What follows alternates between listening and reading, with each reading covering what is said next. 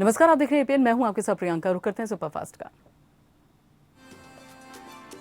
प्रधानमंत्री नरेंद्र मोदी आज पूर्वोत्तर राज्यों के मुख्यमंत्रियों के साथ सुबह 11 बजे कोरोना वायरस पर समीक्षा बैठक किया और साथ ही वीडियो कॉन्फ्रेंसिंग की बैठक के जरिए पीएम असम, नागालैंड, त्रिपुरा, सिक्किम, मणिपुर, मेघालय, अरुणाचल प्रदेश और मिजोरम में मुख्यमंत्रियों के साथ राज्य में कोरोना की स्थिति पर बातचीत की।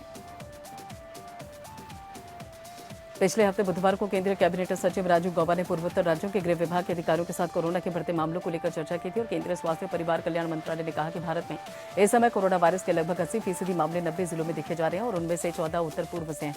वहीं पिछले हफ्ते हुई समीक्षा बैठक के दौरान यह पता चला है कि देश में 73 जिलों में से 10% से अधिक सकारात्मकता दर है।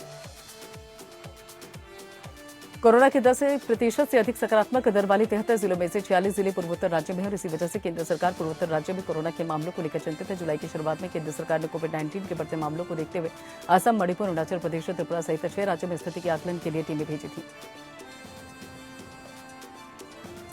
टोक्यो ओलंपिक की तारीखें जैसे जैसे करीब आ रही हैं, इसे लेकर रोमांच भी बढ़ गया और इस बार कई सारे एथलीट से ओलंपिक पद की उम्मीद रहेगी और आज शाम प्रधानमंत्री नरेंद्र मोदी टोक्यो ओलंपिक में शिरकत करने वाले सभी भारतीय एथलीट से मुलाकात करेंगे। इस दौरान पीएम मोदी एथलीट की जर्नी से भी रूबरू होंगे।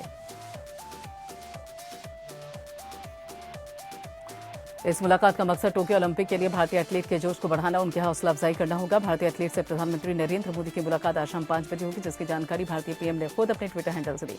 वर्चुअल बैठक में खिलाड़ियों के साथ परिजन भी लाइव रहेंगे, जिसको लेकर खिलाड़ियों के परिजन बेहद उत्साहित हैं। 19 जुलाई से शुरू हो रहे संसद के मानसून सत्र में केंद्र सरकार की तरफ से 23 विधेयक पास कराने की कोशिश की जाएगी, जिसमें 17 नए बिल हैं और इन 17 विधेयकों में से 3 विधेयक अध्यादेश को बदलने के लिए लाए जाएंगे। ये 3 अध्यादेश the insolvency and bankruptcy code संशोधन विधेयक 2021, आवश्यक रक्षा सेवक विधेयक 2021, राष्ट्रीय राजधानी क्षेत्र और आसपास के क्षेत्रों में वायु गुणवत्ता प्रबंधन आयोग विधेयक 2021 शामिल है। संसद का मानसून सत्र 13 अगस्त तक चलेगा। आधिकारिक आदेश में जानकारी दी गई है। लोकसभा और राज्यसभा दोनों की ओर से जारी आधिकारिक आदेश जारी किए गए थे। लोकसभा की ओर से जारी आदेश में कहा गया कि सत्र में लोकसभा का छठा सत्र 19 जुलाई को शुरू होगा और सत्र के समापन में 13 अगस्त को हो जाएगा। अधिकारियों ने बताया कि मानसून सत्र का आयोजन कोविड संबंधी दिशा निर्देशों का पालन करते हुए होगा और सामाजिक दूरी का ख्याल रखा जाएगा। कांग्रेस अध्यक्ष सोनिया गांधी ने संसद के मानसून सत्र में उठाए जाने वाले मुद्दों पर सरकार को घेरने की रणनीति पर चर्चा की। 14 जुलाई को पार्टी के संसदीय रणनीति समूह की बैठक बुलाई है। सूत्रों ने बताया कि ये बैठक डिजिटल होगी। कांग्रेस सूत्रों के मुताबिक इस बैठक में कोविड के हालात, टीकाकरण की धीमी गति, बेरोजगारी, महंगाई और कुछ अन्य मुद्दों पर सरकार को घेरने की रणनीति पर चर्चा की जाएगी। इस बीच ऐसी चर्चा है कि कांग्रेस लोकसभा में अपने नेता अधीर रंजन चौधरी को हटाने और उनके स्थान पर किसी दूसरे को नियुक्त करने पर विचार करिए। हालांकि पार्टी की ओर से इस पर अब तक आधिकारिक रूप से कुछ नहीं कहा गया। सूत्रों का कहना है कि पश्चिम बंगाल चुनाव में कांग्रेस के निराशाजनक प्रदर्शन के बाद से चौधरी को हटाने को लेकर लेकिन आलाकमान की ओर से उन्हें हटाने और बनाए रखने को लेकर कोई फैसला नहीं किया गया।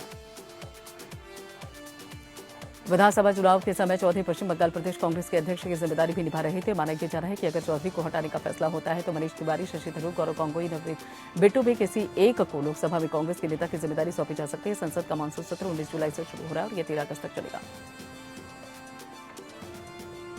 देश में पिछले 24 घंटों में कोरोना के 32,906 नए मामले आने के बाद कुल पॉजिटिविटी मामलों की संख्या 3,09,07,282 हो गई है और वहीं 2020 में नई मौतों के बाद कुल मौतों की संख्या का आंकड़ा बढ़कर 4,10,784 हो गया। इसके अलावा 49,007 नए डिस्चार्ज किए गए। देश में पिछले 24 घंटे में कोरोना वायरस की 40,65,862 वैक्सीन लगाई गई, जिसके बाद कुल मिलाकर वैक्सीनेशन का आंकड़ा 38,14,67,646 हो गया है। स्वास्थ्य मंत्रालय ने बताया कि देश में कोरोना वायरस का रिकवरी रेट अब 97.28% है। कोरोना वायरस के सक्रिय मामले कुल मामलों के 1.40% और दैनिक पॉजिटिविटी रेट 1.8% है। कोरोना की तीसरी लहर के बड़े खतरे के बीच में पर्यटन स्थलों को खोले जाने पर इंडियन मेडिकल एसोसिएशन ने चिंता व्यक्त की है। भले ही भारत में नए केस में गिरावट देखी जा रही है, लेकिन विशेषज्ञों ने चेतावनी दी कि अगर लापरवाही की गई तो कोरोना फिर से कहर बरपा सकता है। आईएमए ने केंद्र और राज्य सरकारों से कम 3 महीने के लिए कोरोना गाइडलाइंस की सख्ती से लागू करने की अपील की। केंद्र और राज्य सरकारों को भेजी गई चिट्ठी में आईएमए ने कहा कि पर्यटक तीर्थ यात्रा धार्मिक अवसर सभी की जरूरत है, लेकिन कुछ और महीनों तक इंतजार कर सकते हैं। आईएमए अध्यक्ष डॉक्टर जयलाल और महासचिव डॉक्टर जयेश लेले ने अपनी चिट्ठी में कहा कि देश केवल कोविड महामारी की विनाशकारी दूसरी लहर से बाहर निकल रहा है और अभी कोरोना खत्म नहीं हुआ। उपलब्ध वैश्विक सबूत और किसी भी महामारी के इतिहास में साफ है कि तीसरी लहर आएगी और जल्द ही आने वाली है।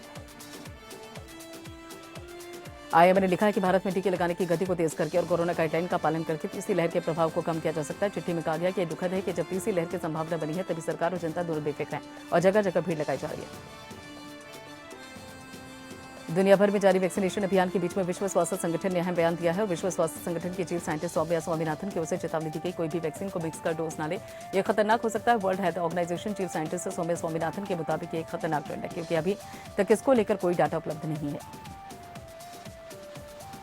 उन्होंने चेताया कि समय पर वैक्सीन की दोनों डोज लेना काफी जरूरी है। सौम्या स्वामीनाथन ने कहा कि अलग अलग देशों में लोग अपने अपने तय करेंगे कि तीसरी और दूसरी डोज कब ली जाए, तभी दिक्कत पैदा हो सकती है। बता दें कि कुछ दिन पहले भारत में ऐसे कई मामले सामने आए थे जब कुछ लोगों को वैक्सीन की डोज दी जा चुकी है, हालांकि ये प्रशासन की चूक के कारण हुआ था। नेपाल के सुप्रीम कोर्ट ने सोमवार को संसद के भंग व निचले सदन को लेकर भी बहाल कर दिया और साथ ही 2 दिनों के भीतर नेपाली कांग्रेस के अध्यक्ष शेर बहादुर देवा को प्रधानमंत्री के रूप में नियुक्त करने का आदेश जारी किया। नेपाली कांग्रेस के अध्यक्ष शेर बहादुर देवा मंगलवार को नेपाल के प्रधानमंत्री के रूप में शपथ लेंगे और केपी शर्मा ओली जगह लेंगे। सुप्रीम कोर्ट द्वारा भंग किए गए निचले सदन को बहाल करने विपक्षी नेता को उत्तराधिकारी के रूप में नामित करने वाले आदेश के जरिए प्रधानमंत्री बनने वाले देवबा नेपाल के दूसरे प्रधानमंत्री होंगे। पूर्व प्रधानमंत्री और विपक्षी गठबंधन के नेताओं में से एक बाबूराम भट्टाराई ने कहा है कि कल सुप्रीम कोर्ट के फैसले के मुताबिक माननीय शेर बहादुर देवबा एक नया मंत्रिमंडल बनाएंगे, जिसके लिए हम परामर्श और चर्चा करेंगे। दिल्ली एनसीआर में मानसून ने दस्तक दे दी है और मौसम विभाग के मुताबिक दिल्ली और हरियाणा के गुरुग्राम में मानसून की एंट्री हुई। मंगलवार की सुबह दिल्ली एनसीआर में बारिश के तापमान में गिरावट दर्ज की गई है और इस बारिश ठंडी हवाओं से लोगों को झुलसा देने वाली गर्मी से राहत मिली और यहां बीते कई दिनों से गर्मी के ताप ने लोगों का हाल बेहाल कर रखा था। दिल्ली और आसपास के क्षेत्रों में सुबह से ही बादल छाए हुए थे और इससे पहले यानी कि सोमवार को दक्षिण पश्चिमी मानसून राजस्थान, जैसलमेर और गंगानगर तक पहुंचा। दिल्ली हरियाणा के इलाकों में छिटक गया था, लेकिन देर रात गुरुग्राम में बारिश हुई और फिर ठंडी हवाओं ने दिल्ली का तापमान भी कम कर दिया। इन इलाकों में होगी बारिश। भारत मौसम विज्ञान आईएमडी के मुताबिक दक्षिण पश्चिमी दिल्ली, दक्षिण एनसीआर, यूपी के कासगंज आसपास के क्षेत्रों में आज हल्की से मध्यम बारिश होगी। मौसम विभाग ने बारिश की तीव्रता के मद्देनजर अलग अलग हिस्सों में रेड, येलो, ऑरेंज अलर्ट जारी कर रखा है। राजस्थान, जम्मू कश्मीर के लिए मौसम विभाग ने ऑरेंज अलर्ट जारी किया। ऑरेंज अलर्ट गुजरात, कर्नाटक, कुछ हिस्से और असम के लिए भी हिमाचल प्रदेश, उत्तराखंड, उत्तर प्रदेश के लिए भी येलो अलर्ट है। मध्य प्रदेश, आंध्र प्रदेश, बिहार, झारखंड, केरल, पश्चिम बंगाल के हिस्सों में भी येलो अलर्ट है। कोकण, गोवा और मध्य महाराष्ट्र के लिए भी मौसम विभाग का रेड अलर्ट है। महोबा जिले में एक किराना व्यापारी की दुकान पर भारत सरकार की जीएसटी इंटेलिजेंस की टीम के पहुंचने के बाद छापामारी करने में व्यापारियों में हड़कंप मच गया है। करीब 6 घंटे तक पूछताछ में तमाम दस्तावेजों की जांच करने को लेकर स्थानीय व्यापारियों ने संदेह जताने के बाद हरकत में आया। महोबा पुलिस प्रशासन भी मौके पर जा पहुंचा। जिला प्रशासन को बिना किसी सूचना के पहुंचने के बाद छापेमारी करने को लेकर पुलिस और प्रशासनिक आलाधिकारी 6 सदस्यीय टीम को कोतवाली लाकर पूछताछ में जुट गई है। बुलंदशहर में भैंसा बुगिया सवार होकर कांग्रेस कार्यकर्ताओं ने महंगाई को लेकर विरोध प्रदर्शन किया। इस मौके पर कांग्रेस नेता सुशील चौधरी ने कहा कि जब तक यह भाजपा सरकार देश और प्रदेश में सत्ता में रहेगी तब तक आम जनता आसमान छूती रहेगी और महंगाई से त्रस्त होती रहेगी, क्योंकि सबसे यह सरकार देश और प्रदेश में आई है तब से आम जन पर अत्यधिक टैक्स रूप में भी तानाशाही नीतियों से लूट कर रही है। बरेली में भाजपा नेता की करतूत से पूरी पार्टी शर्मसार हो गई। भाजपा नेता ने युवक को फंसाने के लिए उसकी फर्जी फेसबुक आईडी बनाकर सीएम योगी के खिलाफ अभद्र टिप्पणी की, जान से मारने की धमकी का षड्यंत्र रचा, गोली मारने का षड्यंत्र रचा गया। आखिरकार पुलिस ने भाजपा नेता के साजिश का पर्दाफाश कर उसे अन्य 5 साथियों को भी गिरफ्तार कर लिया है। फर्रुखाबाद में कांग्रेस कमेटी के अध्यक्ष के नेतृत्व में पेट्रोल डीजल के मूल्य में अभूतपूर्व बढ़ोतरी और साथ ही माध्यम से जो मोदी सरकार द्वारा जबरन वसूली रोकने की बाबत राष्ट्रपति को संबोधित ज्ञापन जिलाधिकारी को सौंपा गया। इन सभी समस्याओं को लेकर जिला कांग्रेस अध्यक्ष विजय कटियार के नेतृत्व में आज कांग्रेस पार्टी ने रोड पर उतरकर प्रदर्शन किया। बस्ती जिले में कांग्रेस पदाधिकारी कार्यकर्ताओं ने जिलाध्यक्ष अंकुर वर्मा के नेतृत्व में जिला कांग्रेस कमेटी कार्यालय में से बैलगाड़ी पर सवार ठेले पर स्कूटी लादे कांग्रेस नेता हाथों में घरेलू सिलेंडर लिए सरकार विरोधी नारे लगाते हैं। बढ़ती महंगाई, डीजल, पेट्रोल, गैस के मूल्य वृद्धि को लेकर शास्त्री चौक पर प्रदर्शन किया और शास्त्री चौक पर जिलाधिकारी के प्रशासनिक अधिकारियों के माध्यम से राज्यपाल को संबोधित ज्ञापन दिया। कांग्रेस नेताओं का लक्ष्य जिलाधिकारी कार्यालय तक जाने का शुल्क प्रशासन ने उन्हें शास्त्री चौक पर ही रोक दिया है। उत्तर प्रदेश की विधानसभा में आगरा के फतेहाबाद विधानसभा क्षेत्र का प्रतिनिधित्व करने वाले भाजपा विधायक जितेंद्र वर्मा अति उत्साह में कुछ ज्यादा ही बोलकर उन्होंने ग्रामीणों के बीच सीधा ऐलान कर दिया है कि कोई भी पुलिसकर्मी स्थानीय लोगों की बाइक चेकिंग नहीं कर सकता। यदि करेगा तो उसको लाइन हाजिर कर देंगे। विधायक के इस बयान का वीडियो भीड़ में शामिल किसी व्यक्ति ने बना लिया था और अभी इंटरनेट मीडिया पर जमकर वायरल हो रहा है।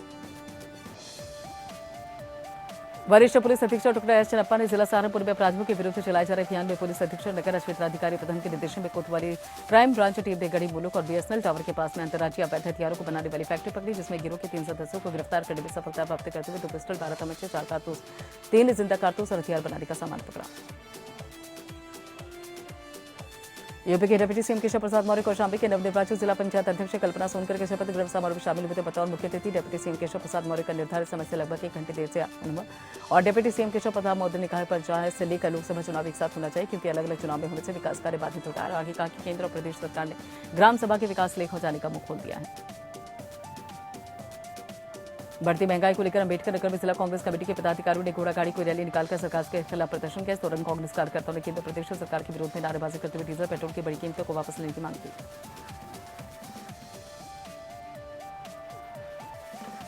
बादल में पुलिस ने जुआ के अड्डे में छापा मारकर 4 जुआरियों को गिरफ्तार किया है, जबकि 5 लोग भागने में कामयाब रहे। पुलिस ने कुल मिलाकर 9 लोगों के खिलाफ मामला दर्ज किया। बबीरू कोतवाली क्षेत्र में जुआ माफिया संतोष सिंह लगातार काफी महीनों से जुआ को संचालित कर रहे थे। जनपद रामपुर में जिला पंचायत अध्यक्ष शपथ ग्रहण समारोह में केंद्रीय मंत्री मुख्तार अब्बास नकवी मुख्य अतिथि के तौर पर मौजूद रहे। जिला पंचायत अध्यक्ष खैलीराम लोधी को जिला अधिकारी रविंद्र कुमार मादर ने शपथ दिलाई और इस मौके पर कैबिनेट मंत्री मुख्तार अब्बास नकवी ने जनसंख्या नियंत्रण कानून पर कहा कि आपको शिक्षा चाहिए और आपको सशक्तिकरण चाहिए, आपको रोजगार चाहिए। गरीबी मुफलिसी जनसंख्या विस्फोट की प्रमुख देन है। जनपद सोनभद्र से नक्सल प्रभावित क्षेत्र में सघन कॉम्बिंग किया जा रहा है और इसी क्रम में सोमवार को पुलिस द्वारा थाना क्षेत्र के ग्राम निकाही और परिसर में चौकी अमरपुर पुलिस द्वारा ग्राम अबवार और सुंदरी में पीएससी फॉर्म सघन कॉम्बिंग की गई। इस दौरान लोगों से वार्ता कर उन्हें किसी तरह के संदिग्ध गतिविधि देखने पर नक्सली संचरण के विषय में जानकारी होने पर तत्काल पुलिस और स्थानीय प्रशासन को अवगत कराने के लिए बताया गया।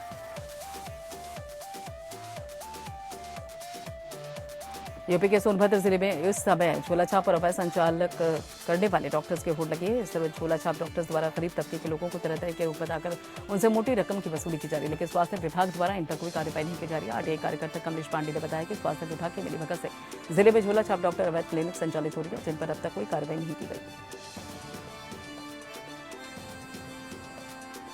संभल जिले के बजोई थाना क्षेत्र के ग्राम सिसोरा में 2 दिन पूर्व चुनावी रंजिश के दौरान हुए गोलीकांड में दूसरे व्यक्ति ने भी उपचार के दौरान दम तोड़ दिया। गोलीकांड में मृतक के चिल्लाने पर खून बहने का मार्मिक वीडियो वायरल हो रहा है। पुलिस गोलीकांड में बच्चों का विवाद बता रही है और पुलिस 3 आरोपियों को पहले जेल भेज चुकी है।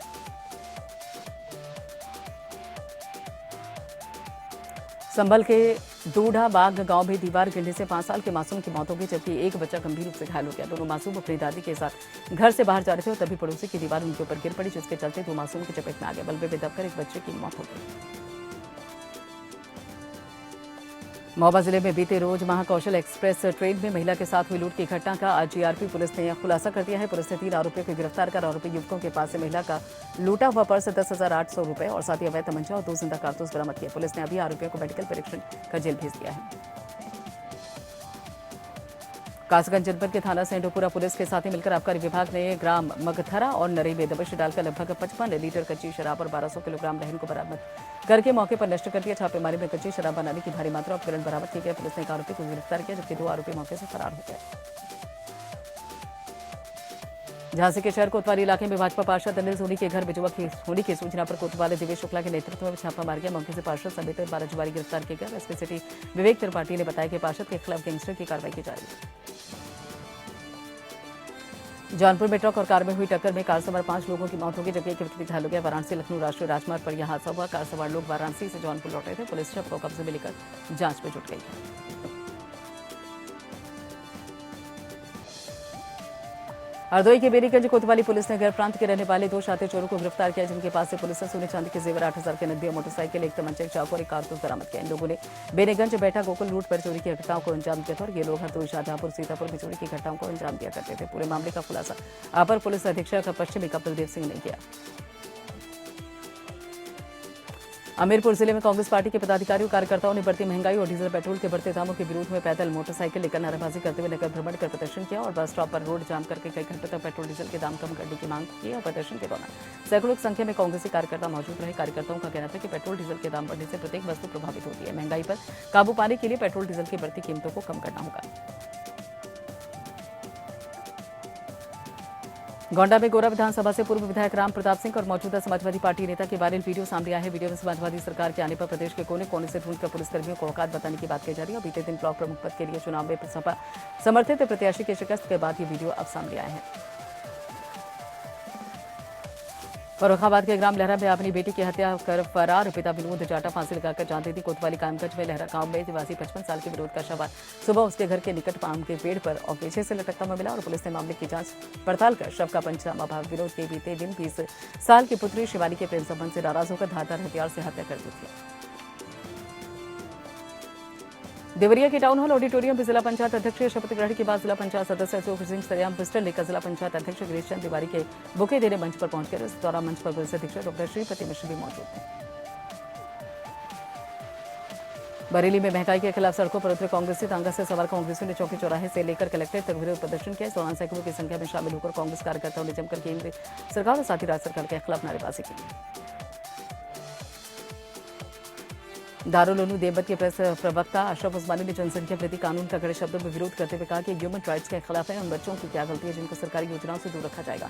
उन बच्चों पर क्या बीतेगी जिनके माता पिता को सरकारी योजनाओं से अलग रखा जाएगा? किसान संगठन नेता गुरनाम सिंह चोड़ी ने टोल प्लाजा पर किसानों के धरने में शामिल हुए। गुरनाम सिंह ने किसानों द्वारा बीजेपी जेजेपी नेताओं के विरोध को जायजा ठहराया। उन्होंने कहा कि किसान आंदोलन के द्वारा 550 किसान जान माल गंवा चुके हैं और नेता लोगों के बीच में जाकर अपनी अच्छाइयां बताते हैं। ऐसे में उन परिवार या नजदीकियों को गुस्सा नहीं आएगा जिनकी जान आंदोलन के दौरान चली गई थी। उन्होंने कहा कि पहले बॉर्डर या धरनास्थल पर संख्या कम हो गई है, लेकिन लोगों में आक्रोश कायम है। इसी कारण से सिरसा कुरुक्षेत्र युद्धनगर और अन्य जगहों पर प्रतिनिधियों का विरोध हो रहा है। कपूरथला के थाना कोतवाली अधीन आते हुए गांव कोकुलपुर में कुछ लोग पंचायती जमीन पर लगे निशान साहिब की बेदबी और जबरन पंचायती जमीन पर कब्जा करने की कोशिश कर रहे हैं और इसके खिलाफ वाल्मीकि समाज के लोगों के साथ साथ धार्मिक समाजसेवी नेताओं की गुहार लगाई। साथ ही आरोपियों पर कार्रवाई नहीं करने पर आंदोलन की चेतावनी दी।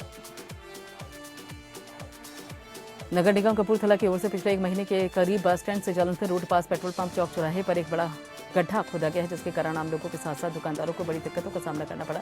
वहीं यातायात भी कई दिनों से प्रभावित हो रही है। आम जनता में आने वाली मुश्किल को देखते हुए शिरोमणि अकाली दल यूथ का राष्ट्रीय उपाध्यक्ष और अभी राजपूत ने यूथ वर्कर्स के साथ ही नगर निगम कपूरथला की कार्यशैली को लेकर मोर्चा खोलकर प्रदर्शन किया।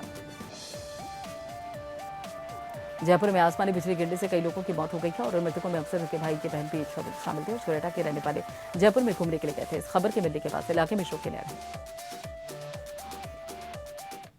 और फिलहाल सुपरफास्ट में इतना ही। बाकी खबरों के लिए आप जुड़े रहिए PN के साथ।